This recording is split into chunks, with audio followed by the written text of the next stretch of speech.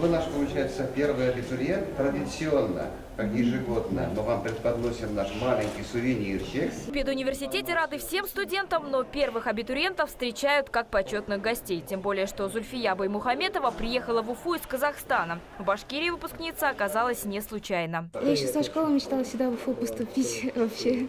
Зульфия выбрала для себя специальность учитель иностранных языков. Уже второй год подряд это направление остается одним из самых популярных в БГПУ. Наряду с такими профессиями, как учитель начальных классов и психолог. Не падает престиж и на классические сельскохозяйственные направления. В аграрном университете самое большое количество бюджетных мест отведено будущим ветеринарам. Вот мы можем любую из этих карт открыть. Вот, в частности, овес. Такой планшет со специальными приложениями в этом году получит каждый первокурсник факультета агротехнологий в рамках пилотного проекта. Профессию агронома здесь уже называют профессией будущего. В первую очередь, это те программы, которые рассчитаны на изучение болезней, изучение различных технологий, возделывания сельскохозяйственных культур, вредителей. Еще один способ привлечь студентов в ВУЗ – это так называемые бонусы. К примеру, в Уфимском авиационном университете участие в различных олимпиадах добавит абитуриенту дополнительные баллы. В этом году введены дополнительные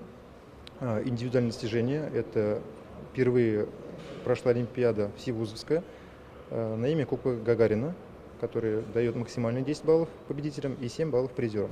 Топовыми направлениями в УГАТО остаются специальности инженера и айтишника. В период приемной кампании здесь ожидают до 500 абитуриентов в день. Практически столько же готовы принимать и в классическом вузе республики. В этом году технические специальности в Башгу преобладают над гуманитарными. В целом приемная кампания в вузах не изменилась. Как и в прошлом году, абитуриенты могут подавать документы в 5 высших учебных заведений на 3 разные специальности.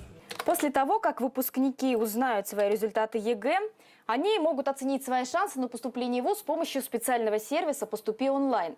Этот калькулятор на основе данных результатов ЕГЭ абитуриента подскажет, на какие специальности и в какие вузы он сможет пройти. Срок окончания приема документов в вузы завершается 26 июля. Инна Горина, Урал Шарипов, Азамат Ахмадишин, Вести, Башкортостан.